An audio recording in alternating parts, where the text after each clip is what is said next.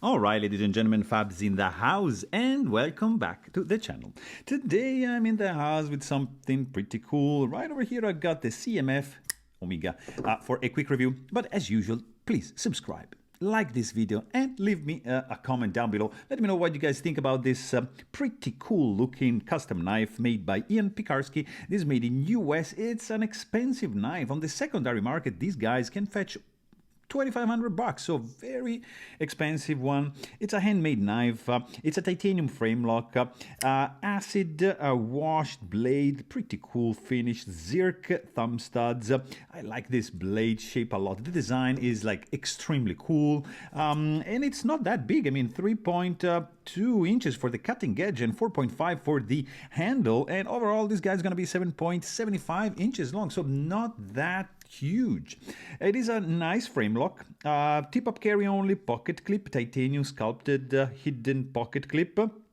It has like a floating back spacer, which is titanium as well, with this kind of like zir blasted finish.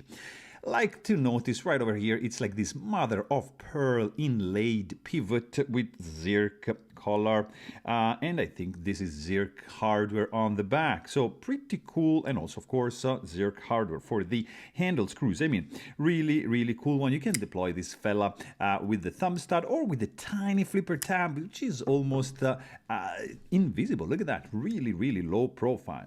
Also for the weight, this guys, it doesn't disappoint. I mean, there's no internal skeletonization on this fella, but still, it's not gonna be like too much, like 3.58 ounces. It's tolerable in the pocket.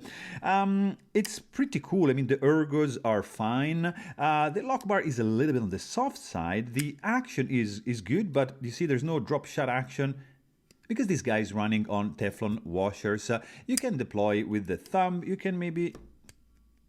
No, I mean, I can't, because the thumb, it's like too rounded off. So I'm just gonna stick with the flick with my thumb and just like enjoying like that. The sound is also pretty cool, because when you open it, it's very low, very subdued. But when you close this knife, look at this.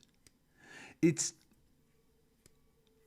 really silent, almost like completely silent. So pretty cool one, nice looking knife. It's not perfect, it's very expensive, but it's absolutely a looker. So there you have it.